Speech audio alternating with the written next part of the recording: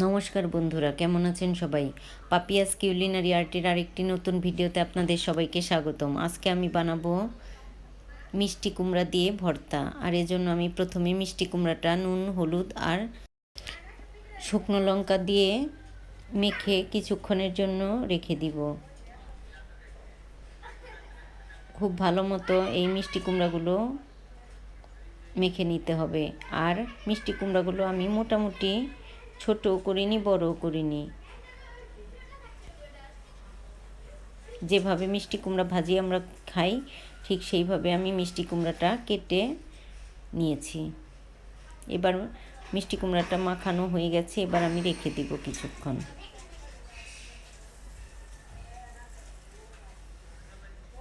এবার আমি চুলায় একটা তাওয়া বসিয়ে দিয়েছি আর মিষ্টি কুমড়াগুলো ভেজে নেব।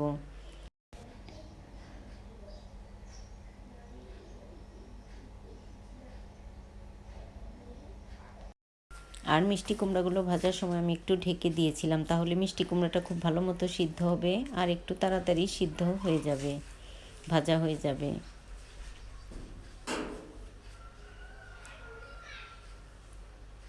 মিষ্টি কুমড়াগুলো আমরা যেভাবে ভেজে খাই ঠিক সেইভাবেই ভেজে আমি নিব।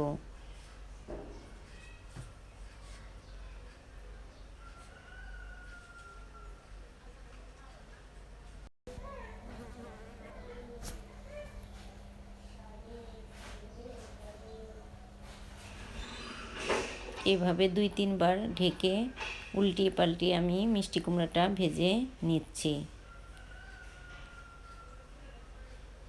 এবার মিষ্টি কুমড়াটা আমি নামিয়ে নিয়েছি। সেই তেলে আমি কয়েকটা শুকনো লঙ্কাও ভেজে নিচ্ছি।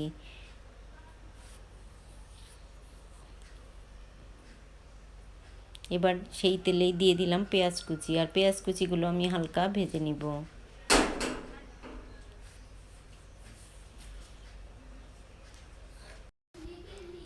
সব কিছু আমি রেডি করে নিয়েছি, এবার ভর্তাটা বানাবো।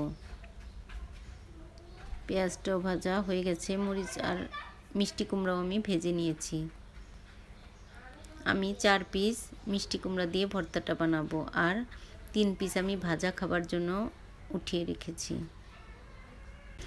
এবার শুকনো লঙ্কাটা আমি খুব অল্প লবণ দিয়ে মেখে নিলাম, আর পেঁয়াজ কুচিটাও আমি দিয়ে দিলাম, কারণ মিষ্টি কুমড়ায় অনেকটাই লবণ দিয়ে ভাজা হয়েছে, এজন্য আমি খুব অল্প লবণ দিয়ে মরিচটা মেখেছি, তা না হলে ভর্তাটা লবণে পোড়া হয়ে যাবে।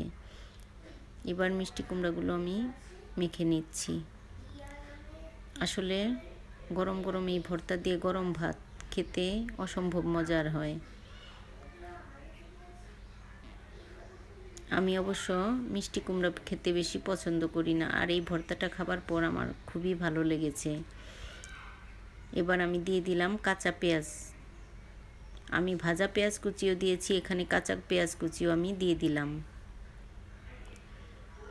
আর যারা আমার মতো মিষ্টি কুমড়া খেতে পছন্দ করেন না, তারাও এইভাবে ভর্তা বানিয়ে খেলে মিষ্টি কুমড়ার ভিন্ন রকম একটা টেস্ট পাবেন। আর আশা করি আপনাদেরও অবশ্যই এই ভর্তাটা ভালো লাগবে। তো বন্ধুরা, আজ এ পর্যন্তই, দেখা হবে নতুন কোনো ভিডিওতে। সে পর্যন্ত সবাই সুস্থ থাকবেন, ভালো থাকবেন।